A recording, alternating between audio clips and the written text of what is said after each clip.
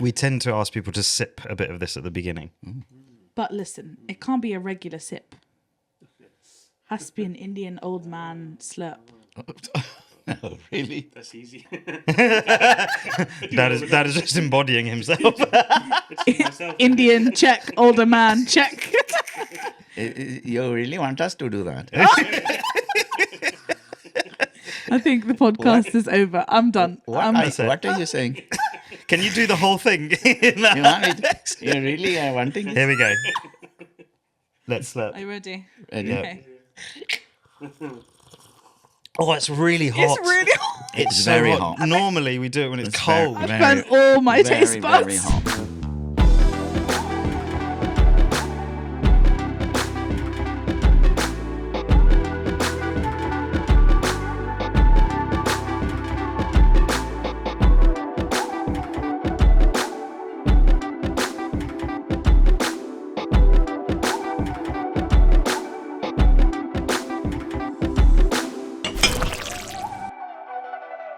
Especially Uncle Clive and Uncle Kay. I'm glad you're here. Welcome, welcome. How did you get here? And not just into this room, but like, how did you get, don't give me the details of the other stuff, but just like, how did you get into this room? How did you get to Southampton? How did you become Christians? Like, tell me the story, because I think this is one of the most incredible things I've ever heard. So. Okay, I was brought up Roman Catholic, and as a little boy, I went to school taught by nuns, did all the things, was an altar boy, went to confession, did all the things that Catholic kids do. But as a teenager, worked out that if there was a real God, just all this tradition and everything couldn't be it. So I started really searching for what was the real meaning of life. In my teens, I would go out into the fields and pray and look into sort of Eastern philosophy. Maybe that was it. And then when I went to university, for the first time ever, I bought a Bible, because as Catholics, we didn't read it. And I started at Matthew, and I read 3 out of the 4 Gospels in a week, because I just couldn't put it down. And this man, Jesus, and his love and his goodness, it just totally gripped me. And yet the Bible wasn't saying what I thought it would say. I thought it would say, be a good boy and you might get to heaven. But it didn't say that. It said, believe in me, and you have eternal life. I didn't really know what that meant. So I went to a friend of mine who had always said he was a Christian, and I thought I was. And I said to him, I've been reading the Bible lately. He had just been to a pre-university mission pep talk on how to present the gospel. So he told me that Jesus died for our sins. He's alive today. You can have a relationship with him. And I thought, why hasn't someone told me this before? At the grand old age of 18, I've wasted my life. Someone should have told me this earlier. I haven't met many 18-year-olds like you. That's amazing. And I went home that night, and I'd lay in bed, and I just prayed, Lord Jesus, forgive me and come and take over my life. And it was as if the whole room was full of someone I couldn't see coming towards me in the bed. And it felt like I was sick, and this was a nurse going to make me well again. And I can remember thinking, all that searching for God that I'd done, I never thought if I had an encounter with him, he would be like a nurse. And it came very peaceful, went into me, I fell asleep. The very next day, all sorts of things I'd been doing I hadn't even thought were wrong, I couldn't do it anymore. No one said anything. I hadn't particularly read all the Bible, but something had changed. My parents, my friends, they could all say, what's happened to you? You weren't like this last term. I went to the Catholic Church. In the Mass, they always pray to Mary. I'd prayed that prayer all my life. Came to it. No, couldn't do it. Something in here saying, no, you only pray to God. Everything changed. All I wanted to do was give up the degree I was studying and go out and share the gospel with everyone. That evening of the next day, I phoned home to my mother and I said, can you send my bank book? And she said, what do you want that for? That was my life savings at that age. And I said, I want to give it to the poor. She said, what? This was the next day. The next day. What? What's happened to you? What's going on? That started 14 years of robust discussion, after which she came to faith. Wow. And after praying, I decided to finish the degree. Thought I'd go out and change the world at that age. I had a lot to learn. But I graduated July 78 and I was in India by November with Operation Mobilization to learn how to share the gospel with South Asian people. I spent 3 years with them and then came back to the UK and was praying about where I would actually minister to people from largely Hindu, Sikh and Muslim background. Because I'm from the Isle of Wight, Southampton was the nearest place with a substantial Asian population. So I ended up here. That's amazing. And you went. So you said university, but you went to Oxford. What did you study? Biology. And why? Why did you choose that? Because it was a subject I liked best, really. I mean, I can remember sitting with the other undergrads in our college and saying, why are we doing this? And they just said, well, yeah, so sort of. It was a subject I was best at and so on. For me, it was those nature programs, the sort of David Attenborough. He's that old that He inspired you? He was going when I was young. He's going to be 100 soon. Yeah. And it was those type of programs, actually. And I got really disillusioned studying biology at university because a lot of it turns into chemistry or biochemistry and so on. And I liked the more nature type programs. Yeah. So, I that's why I got into it. And I almost changed when I came to faith. I thought about doing theology, changing to psychology. But then praying about it, I just wanted to finish the degree and get out there. And that's what I did. And actually, that degree has been very, well, not just the degree, but your sort of scientific mind has been valuable to you throughout your Christian. Well, I guess what Oxford does is it teaches you to think. Yeah. You have to do all the research yourself week by week. Yeah. And so, I never went to Bible college because I thought if I go in, I may never come out because I like all that sort of academic thing. And I thought it's going to be too much of a temptation to me. So I just studied the Bible for myself. And Uncle K, for you, what was your story coming to faith and how you ended up here and how you know this young man? Okay. Did you say you were sweaty earlier? Quite sweaty, I feel nervous. Just telling me to relax. So you feel are you also nervous, but Uncle the Clive? lights. You're nearer the lights. It's being in your presence. In my presence, Rhea aura. I Yeah. can't even explain. I don't think I slept very well last night because I was just thinking about this moment, and I was like, "What do I do?" Well, as a family, we were from a Sikh sect called Radha Swami. It's a sect based mainly in Punjab, but now it's spread all over the world. There's centres even in the UK now. My mum was very devout in that stream, and naturally you grow up watching your parents in that. So we thought we were both, my sister and I were both the same. And if anyone would ask, that's what we would say with Radha Swami. And then I moved all over India. We moved here when I was about 6 or 7. And we lived in Southall, Little India. And then we moved to Southampton in the late 60s. And then for the first time ever, I went back to India in 73. And I came back. I'd lost all my friends because I went back and I didn't want to come back here. I enjoyed it so much. And when I came back, I was quite lonely. I was kicking a ball around just up the road from here on Northumberland Road, in front of the garden that's just against the wall. And someone said, "Oh, come to church."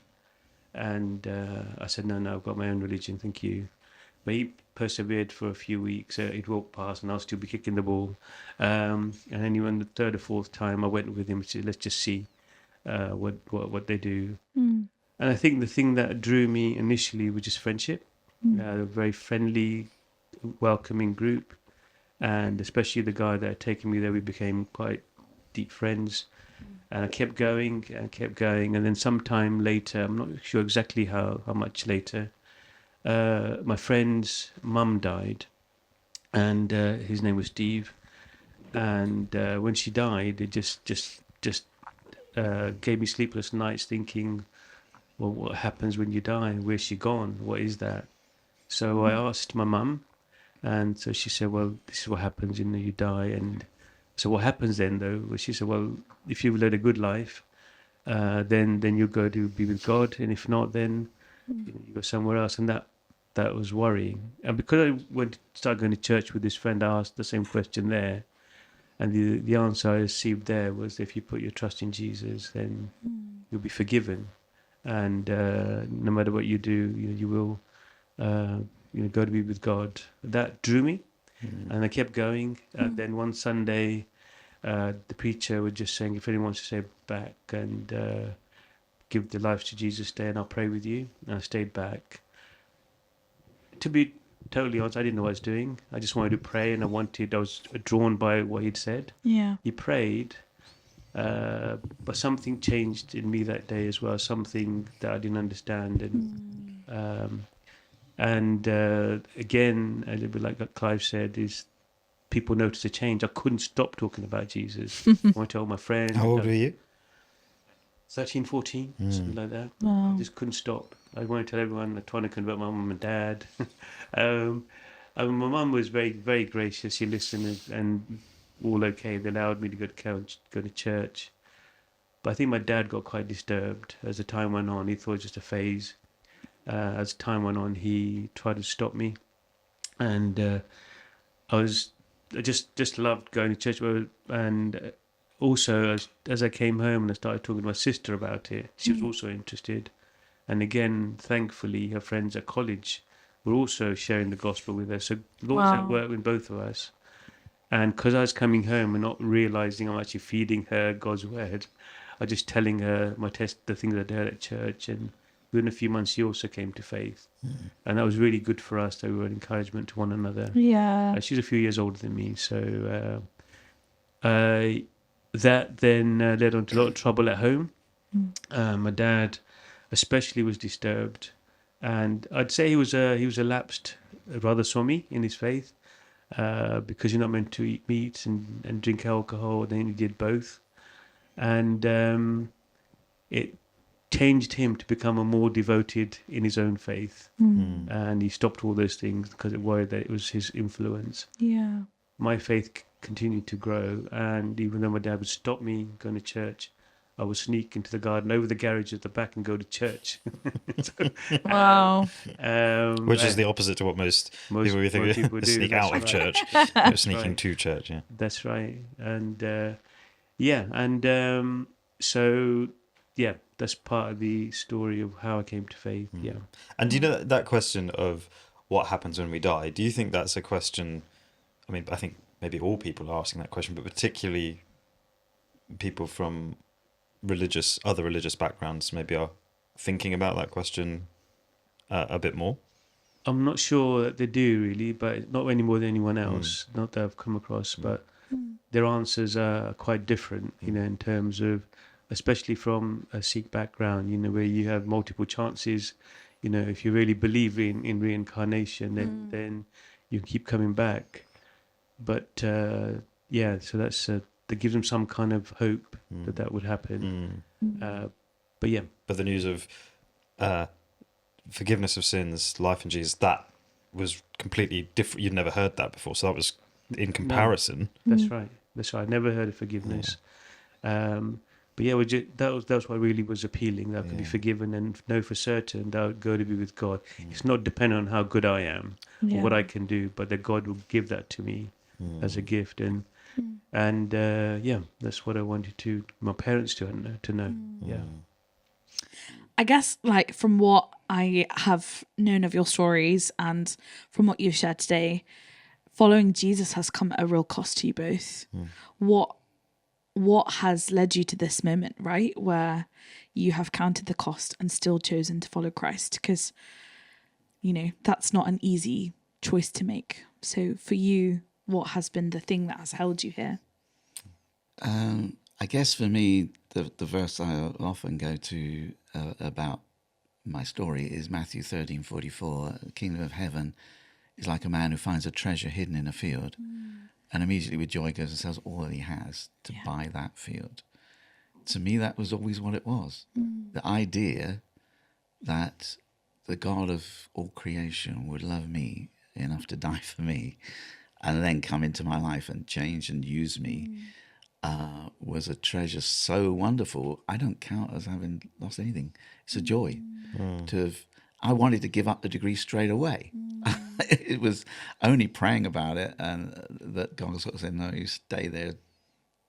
And a degree at Oxford's like highly coveted, you know, that was I was the huge achievement. First person in my extended family ever to go to any university. Yeah. Because Let back alone before the Oxford. Second World War, only the elite went. Yeah, of course. And then it was Oxford. And then I talked about giving it up. So you can imagine the reaction.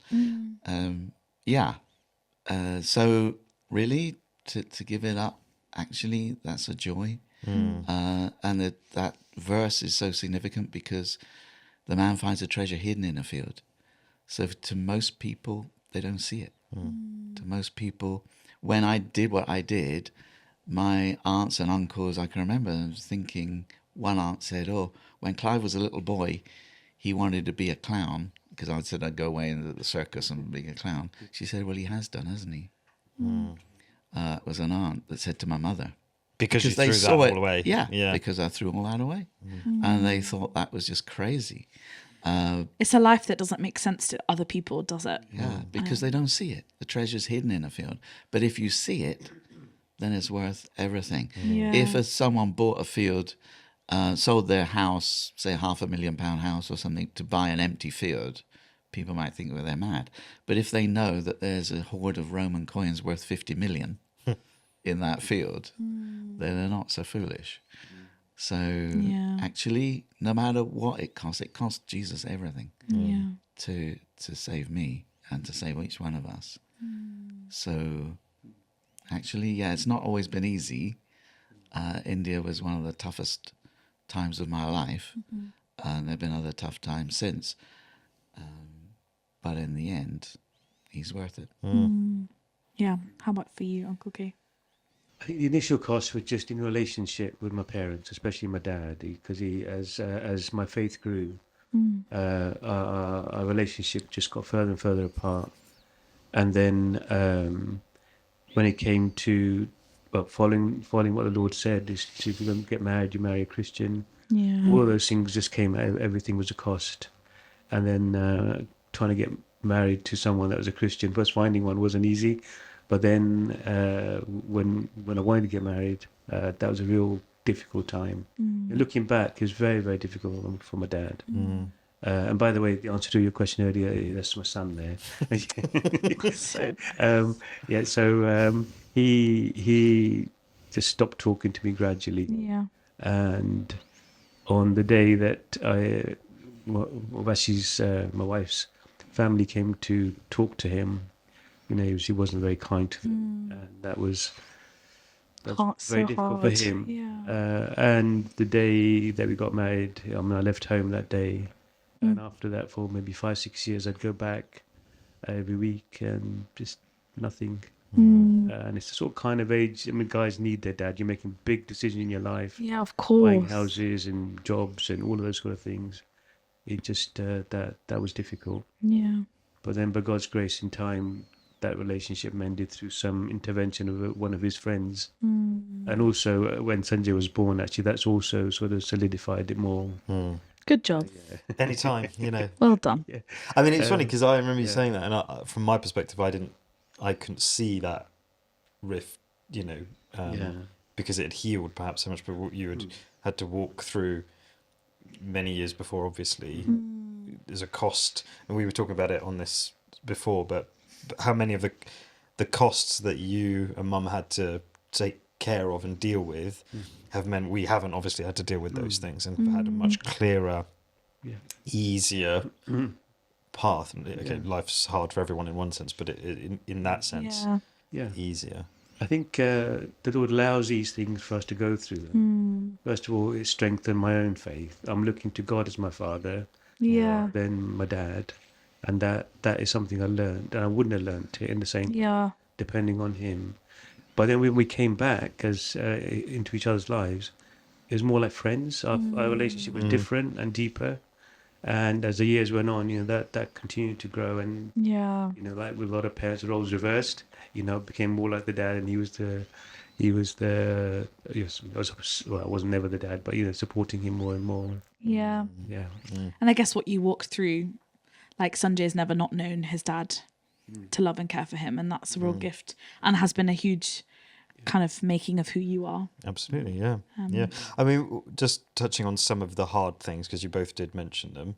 Clive, you're sat in that chair for a particular reason. Tell us a little bit about your own health challenge that you've had. I mean, that came after all of that.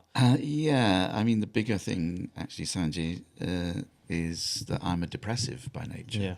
That's actually probably the biggest miracle I've seen. Because if someone had told me as a young man that I could change and that I wouldn't get depressed, quite frankly, I wouldn't have believed it. I wake up every morning, still now, think, bleh, don't want to get up. Another day, no, not another day. That's how I am every day still. But through trusting in the Lord, what I would say is that it was raining in my heart and I was getting soaking wet. Now it's still raining in my heart, but I'm not getting wet. And what developed later in my life as well is a movement disorder called dystonia, which is what you were first of all referring to, which is similar to Parkinson's. Parkinson's is this tremor. Dystonia is cramps, usually in the neck, so my neck cramps to the right, which is why I'm sitting, leaning back hard and holding my hands in place to stop the cramps. And that's caused by the chemical dopamine in the brain, in the movement center of the brain.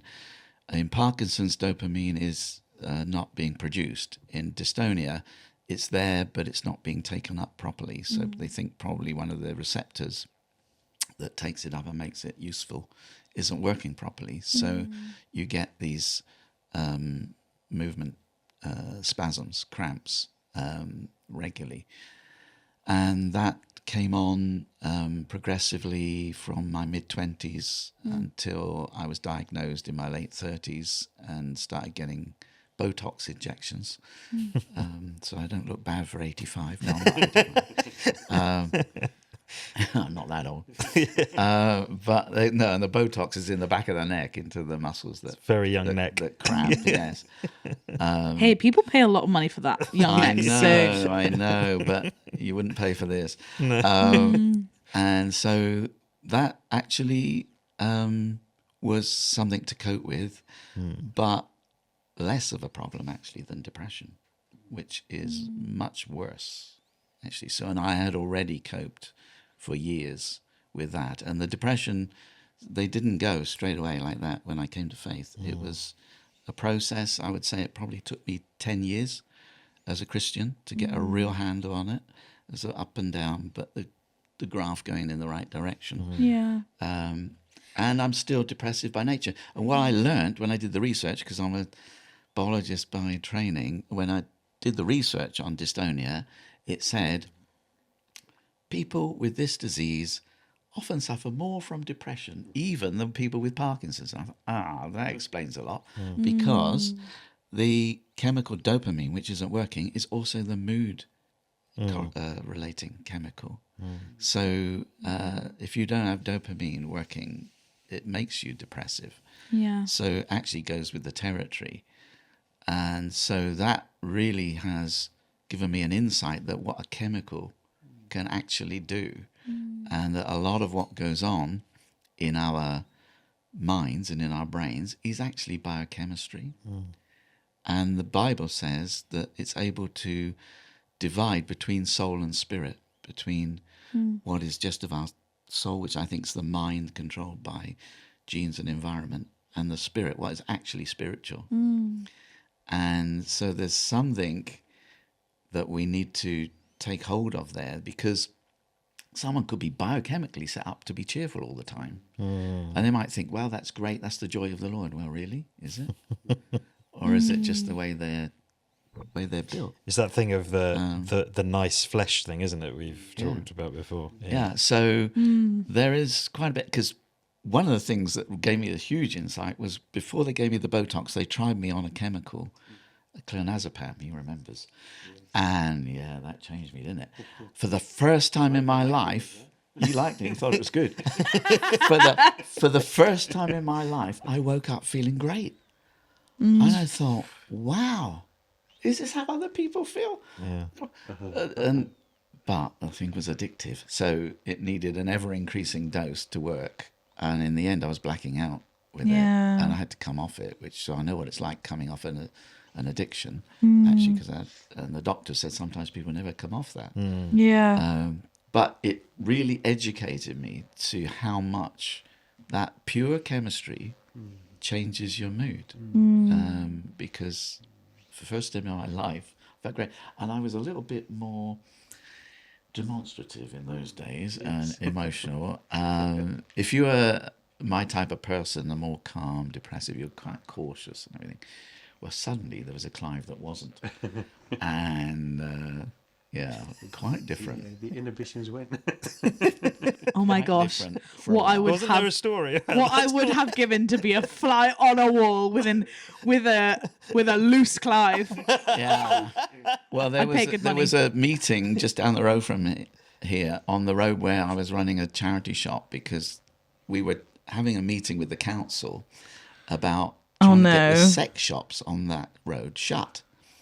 And so there was a councillor, there was a police, there was all this, and the new Clive went in there into that meeting, and one of the councillors said, "I'm sure the people of this area are more concerned with poverty than they are with getting these sex shops closed." That was it, because the local MP for Eastleigh had actually died through something he bought in one of those shops. So I stood up and I said, "You're saying that I live here and one of the local MPs died through something he bought in that shop, and you're saying that people are more concerned about the poverty than that?" The policeman was smiling and nodding. And the councillor was... Amazing. That's an amazing moment. It's funny what chemistry can do. I think that's so interesting as well, because, perhaps we've all encountered people like that who make a lot more of the spiritual thing happening with someone's personality on both extremes, actually. You can get the ones who sort of say, actually, all these things, all you need to do is pray a bit more and, you'll be better. And I've certainly encountered, and I don't know if this is in the South Asian scene, but in general, where people who are struggling with depression are kind of demonized more because of that condition from Christians who think they mean well or whatever. And then you get the other end where, it's the much more secular side. It's all medicine and that's all it is. And it's, there's no place for prayer in this. But you're sort of embracing both of those in a very nuanced way. What do you say when you've got people, because you've dealt with people who have been depressive for decades now, how do you handle all of their concerns in that area? Well, it depends. There's different types of depression. So there's what's called exogenous depression or endogenous depression. Exogenous is basically due to the circumstances. So that if someone loses their job or, gets an illness or something, that makes them depressed. But my type of depression, if you like, is endogenous. It's due to something in your makeup. Yes. So if I'm dealing with someone like that, I would first of all try and explain to them that what they're dealing with is not really them. It's something that they're suffering from and reacting to, and it's how we try and deal with that. People can spend their whole life, if they're like this, looking for an answer, and people do. I've seen people spend their whole life thinking, well, if only I change my job, if only I change the place I live, if only I change my marriage partner, if only I change this or that, it's all going to go away. And of course it doesn't, because it's in here and it's not in the circumstances. So that's a huge bit of wisdom if people can get hold of it. Yes. There was that story, wasn't there, Clive, when someone asked us to come and pray for an Asian person just Yeah. in this area from a Sikh background, and they who was basically impacted by some chemical imbalance, but they'd gone all over the. What did What- they think it was, though? They thought it was some kind of evil spirit, Yeah. and they'd gone all over India, different temples and so on, get prayed for different gurus or whatever, and nothing. And we went and we prayed, but there was no reaction to praying in Jesus' name. In fact, the young man was quite happy for us to pray in Jesus' name. Yes. And he was smiling when we finished. Which shows in some ways that there's not a That's spiritual. right. And impression Clive asked, "Well, have you been to a doctor?" And they hadn't. That was there wasn't even a thought in their heads. That's just automatic, because they don't want to. It's hard facing up to the truth that it might be something within them, rather than something outside, which you can maybe sort out by some other means. But I did see that lad a number of times after that. They said he was happy. Yeah. He was happy. Yeah. Yeah. When I went to therapy at 16, it was a bit of a taboo in my family. Like, why would you not talk about it with us? And I was like, you lot are the problem. Like, I need someone to talk to about you. No, all jokes aside though, but it's just not, I guess, common. And I think your story has hope for people who haven't experienced that instant healing and yet learn to have joy in the Lord in the midst of deep sadness and struggle. I mean, you had similar, Dad, in terms of your own mental health post kind of meeting Mum. Tell us what happened. Yeah, mine was the other type. It was circumstantial, something outside that happened. My dad, at the grand old age of 19, sent me to India to go and build a house in Delhi. I had no experience of doing anything like that. And while I was out there, the pressure and the tension of getting that organised was huge.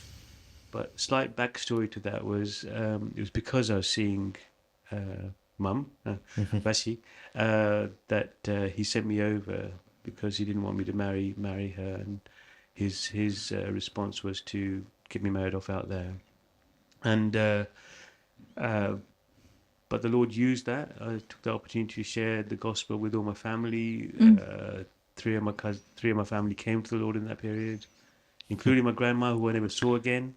And but while I was out there, in that moment, the last few weeks of being out there, when I ended up in Delhi, in the time I was there, I was on my own as well, dealing with all these builders, which I still do today. Deal with builders. And anyway, that it was too much stress, and I basically had a breakdown there. The Lord overruled in that the day that I had the breakdown, one of my uncles was with me.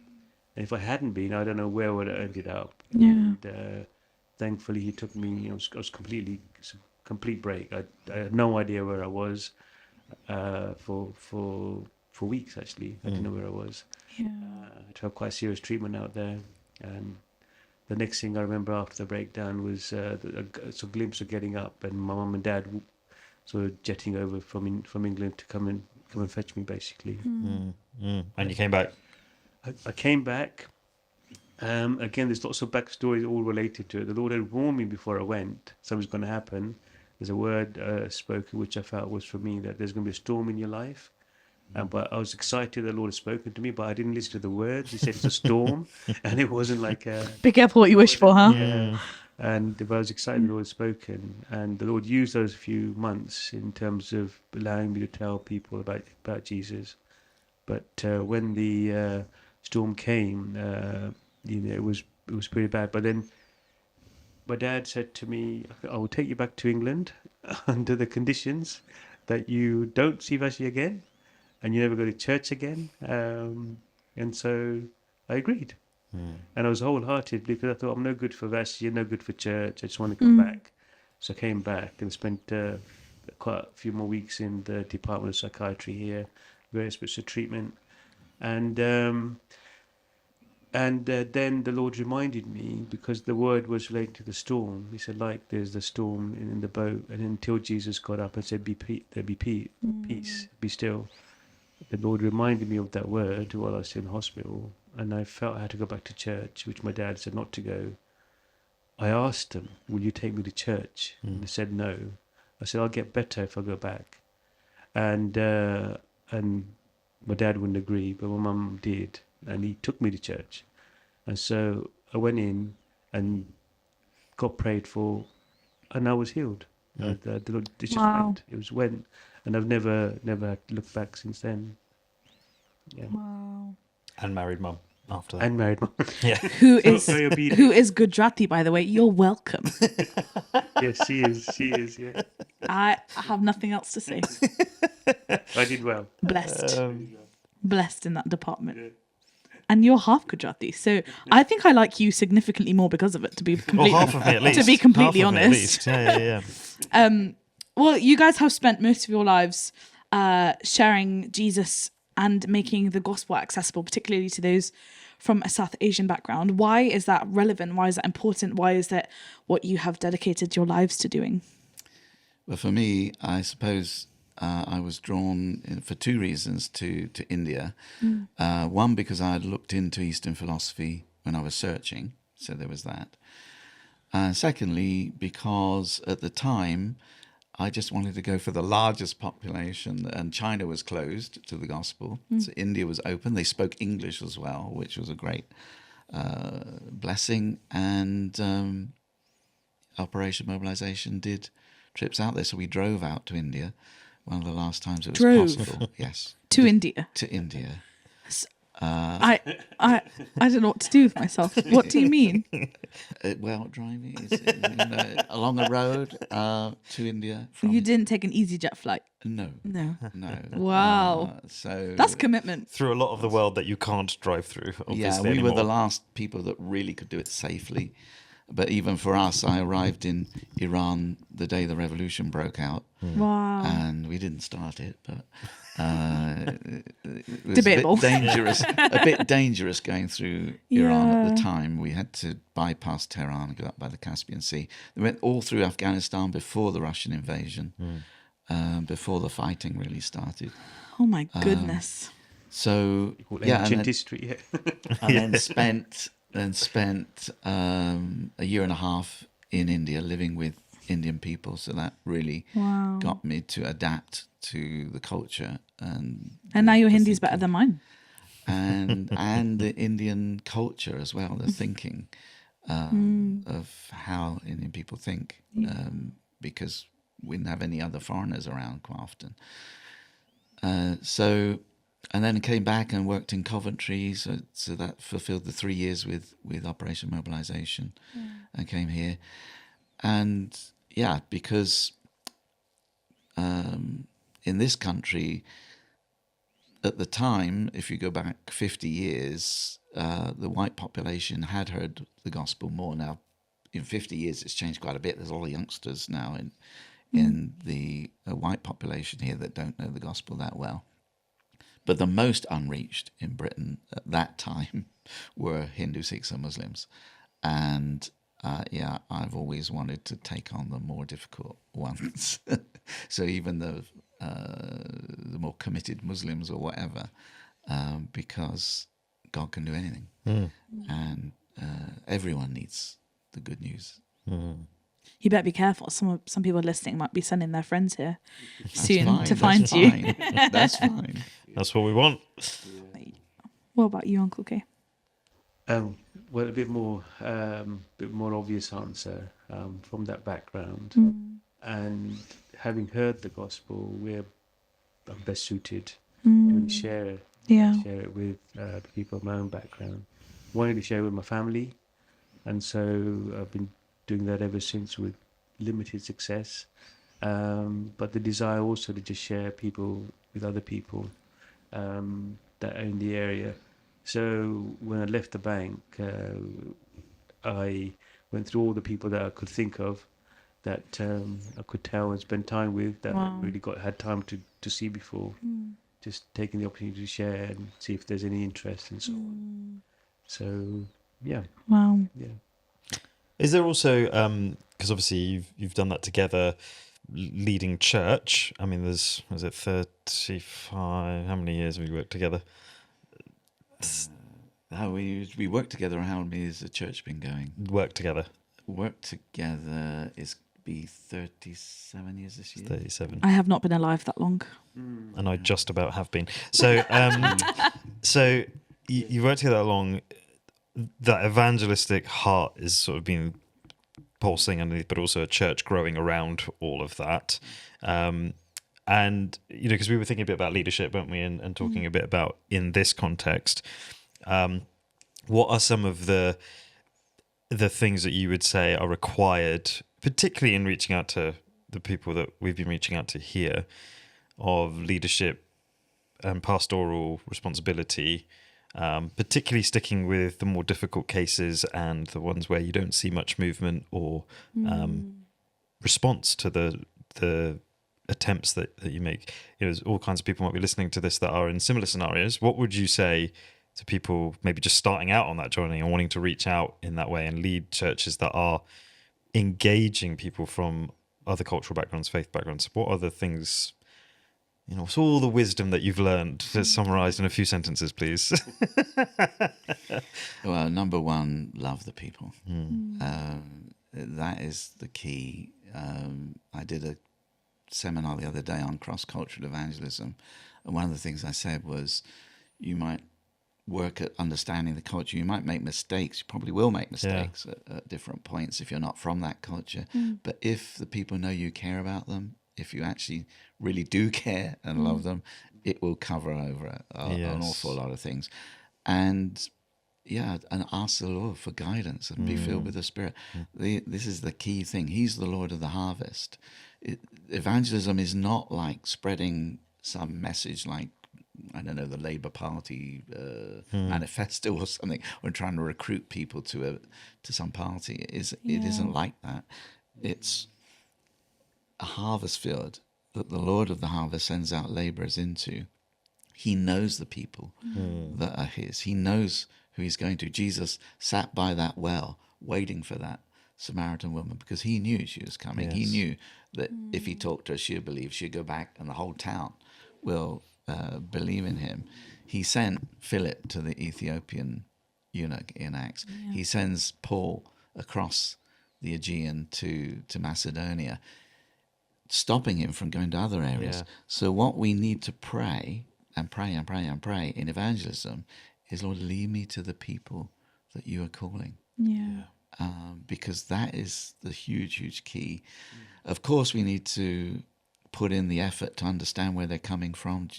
Paul said, to the Jew, I became like a Jew, to the Greek, like a Greek. So if we love people, we're going to want to know about them. We're going to want to try and fit in with their ways rather than make them fit in with ours. Not compromising on any religious issue, but in terms of culture and background, to try and build a bridge which they can come over. So that consistency, and it may take, particularly people from other faith backgrounds, it may take many, many years. One guy I was dealing with, I met every afternoon for 20 years before he came to faith. Wow. So...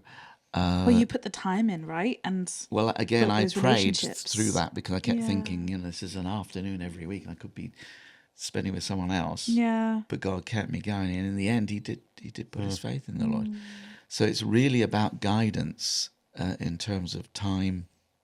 If we're going to do personal one-to-one evangelism, and then the other big thing I would say is, if we see people from other faith backgrounds come to the Lord and their family are going to reject them, which is highly likely, particularly Muslim background people, but also Hindu and Sikh, the family won't like it if they start to follow Jesus, then we must become family and not just words. We must be there for those people, to be there that they know they can come round, that they know they've got that relationship, and to fill in that gap in their lives as much as we can.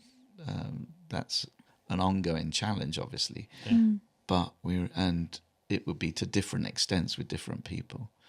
So there was one young man who actually brought himself to faith in the Lord from Muslim background. His family completely turn against him because of that. And right from teenage, I said, okay, we're family. You're my boy now. And he's in his 50s now with his own family, but he's still my boy. So, yeah. Yeah. And we've often talked, haven't we, about, I mean, this is true perhaps of anyone from any cultural background, but particularly when we're talking in these contexts about younger ones, because we're thinking on that context a lot of the time, needing spiritual parents, you know, actually mums and dads in the Lord. I mean, Dad, you talked a bit about that in your own experience, but when you thought about Naujavan, because Naujavan in its whole context sprung from something the Lord gave you. Maybe tell that story, you know, why that younger generation, why is that important for us to reach? Why is that something that you feel the Lord gave you? Well, the trigger for it was going to a conference on reaching out to people of Asian background in the Midlands. A friend had asked me to go, and when I went, they had a band there of 4 Asian lads, and very loud. My ears were ringing all the way home. Anyway, during the break, I spoke with them, just saying, you know, what do you do? What churches are you at? Do you lead worship and so on? And they said, what do you mean? They said, do you play your guitar there? And their response was that we don't get a look in. And that just went in my heart. You don't get a look in. And I was thinking, if you're in my church, you'd be leading worship every week, or wouldn't a part of it. And anyway, that thought just wouldn't go away. The fact that these talented young people weren't being used, and they said none of us get. And they went to different churches in the area, and so I couldn't get the thought out of my head. So on the way home, I just 2.5 hour drive back from Birmingham, just prayed and said, "Oh, if you want us to do anything, the lead and guide." Came back and spoke with Clive as well. I said, just Roger, put this on my heart. And we agreed that we'd pray for a few months and talk to a few people and see if anything sparks from there. And various ones said, it's a good idea. Another one said, to do one event will cost £3,000. And I think, well, we didn't ask for costings, we just, what do you think? We're not in a very good place here in Southampton. London, Midland, or whatever. Those are the people we spoke to, the few leaders that we knew. And after 3 months, nothing had happened. So we tentatively put a program together. And on that first event that we had, having all the wisdom of our younger folk in the church at the time, we had about 60 people come from 10 different cities. Wow. And that really sort of confirmed in our minds that the need was there. And from then we decided, with a few other leaders that had come along, that we would try and do an event once a year in London and once in Midlands. So alternated that for a number of years. So that was a spark, so that people would find fellowship, find others that believe of their age. And the number of people over the years, even in more recent times, that have come and said, I thought I was the only person from that background. And so it's for God's grace. Well, thank you for being faithful to the call God put on your heart, because I wouldn't be here without it. Yeah. So I'm grateful. Yeah, we're grateful too. Yeah. Yeah. I don't know why, I just cause chaos and hope no one tells me off. Yeah. I love that. I guess, like, for me, I've been in Christian leadership for about 7 years now. You have been doing it much longer than me. And I think one of the greatest heartbreaks that I've ever had is watching young people come to faith. And there's excitement and there's joy, and then they walk away because the cost of following Jesus is too great. And I guess for you, like, as you've experienced that, I'm sure you have, how has that been for you? Like, what would you say to people who are discipling people who have walked away? He did tell us, didn't he, the parable of the sower, that out of the 3 seeds that actually start to grow, only one persists. Yeah. Because the one in the shallow soil, it's trouble or persecution, make them back off. And then the one surrounded by weeds, the cares and troubles of this world, the deceitfulness of wealth, make them back off. And My hope and belief is that those people are saved, but they just don't bear any fruit. They don't grow. And in the end, he's warned us ahead that that's what it's like. And you can see it in the rest of the New Testament that John is writing at the end of his letter, little children, keep yourself from idols. In Revelation, it's saying to the churches how many of them are sort of falling away. The church at Ephesus has lost its first love, and so on. And it's part and parcel of love. If we love people, that it is going to hurt. And you can't avoid that. But we have to leave it all in the Lord's hands and bring it all to his feet. He loves them more than we do. He knows their heart better than we do. He knows whether one day they might come back as the prodigal son. And we have to leave it with him. In India, it was really hard. When I first lived there, I mean, India almost 50 years ago had much more poverty than it does now, I think, in terms of what was on the street. And you'd see it. And it's heartbreaking.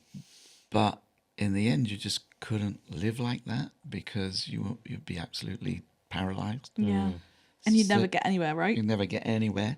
So you have to just bring it to the Lord and come on, hopefully without getting hardened, without getting cynical, because that's the other danger.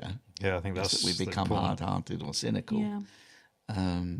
And yeah, just keep bringing it to him, I would say. Would you say the same, I guess, with situations where it feels like you've done all you can and there's nothing more you can do? I definitely have felt that frustration and still feel it of like what more could I have done? I tried everything and nothing changed. And that frustration, I mean, I don't know how you guys haven't throat punched some people in the past, because I feel it daily. I'm like, I want to grab people by the shoulders and shake them and be like, stop it, what are you doing? So like, where have you found? I think the point you're getting at is painful no matter when it happens.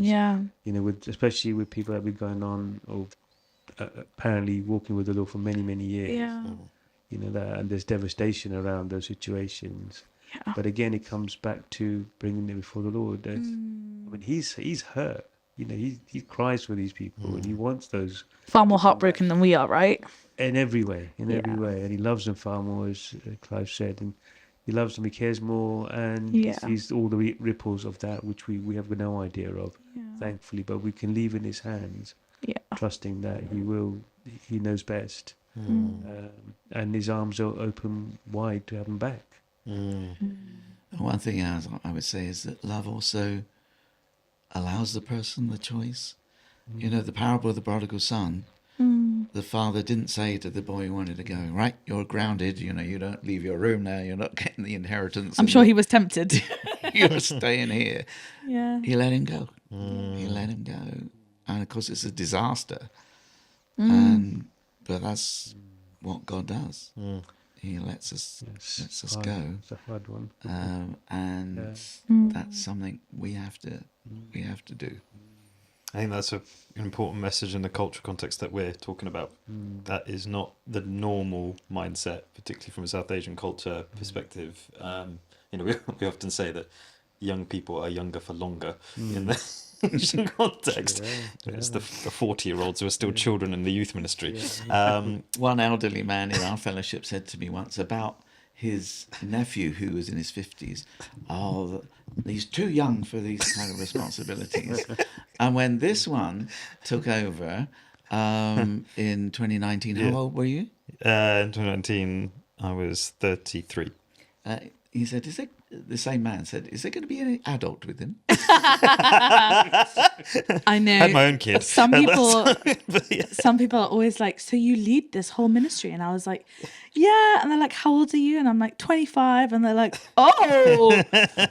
I know. But that wisdom and love to allow younger people, any people, to make the choices, that's huge, isn't it? Because culturally that mindset just isn't there. Maybe it's the more tribal thing, the community thing, whatever, and there's good sides to that, but the dangers as well. And I know we've seen, especially in the Naujavan world, we've seen lots of young people are in church, but haven't been encouraged or empowered or released, or we're a 25 area director in South Africa doing amazing things, and our desire is to see that across this country. Lots more ears basically, and it has only come out of a result of being nurtured. So yeah. I couldn't have done it without you. All those kids have you to thank, not me.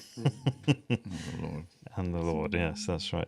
Are there any, just as final thing, are there any things that you would say, particularly in the area of leadership and working together over all these years leading church, that are essential for young leaders, I would say? I mean, we're connected to some across the country, maybe who haven't had the support or infrastructure or framework that you guys have provided for us. We feel very, I feel very blessed having sat under, watched, learned, asked questions, had a go, all that kind of stuff. But there's people who don't have that.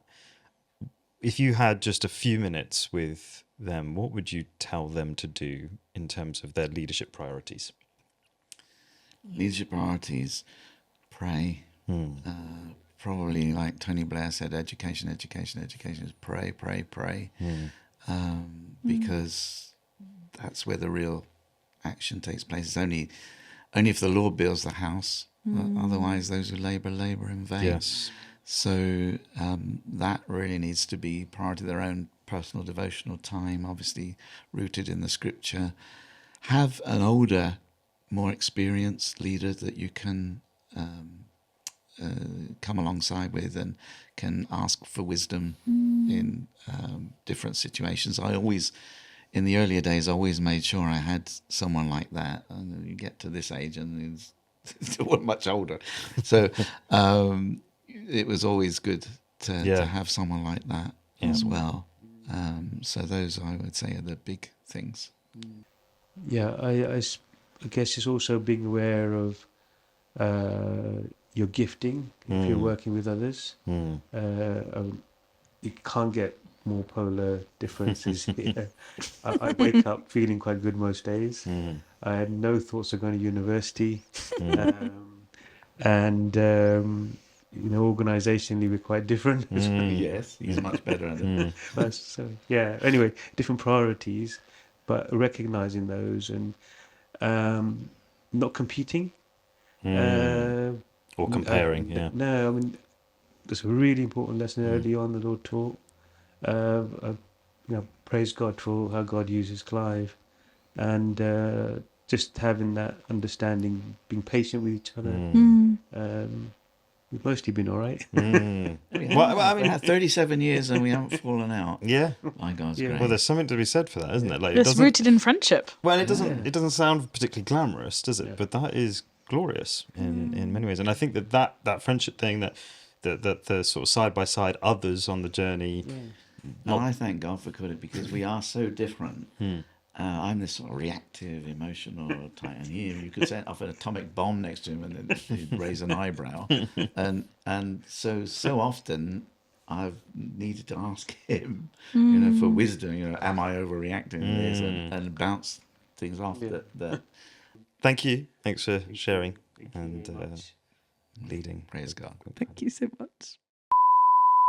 I think it would be remiss of me not to ask you this while you're here, but tell me really embarrassing things about Sanjay that I can use as, and we're done. As great. Thanks so much content for tuning in. for the future. Tell me what I need to know. I think it's time to go. Well trained, you see. No.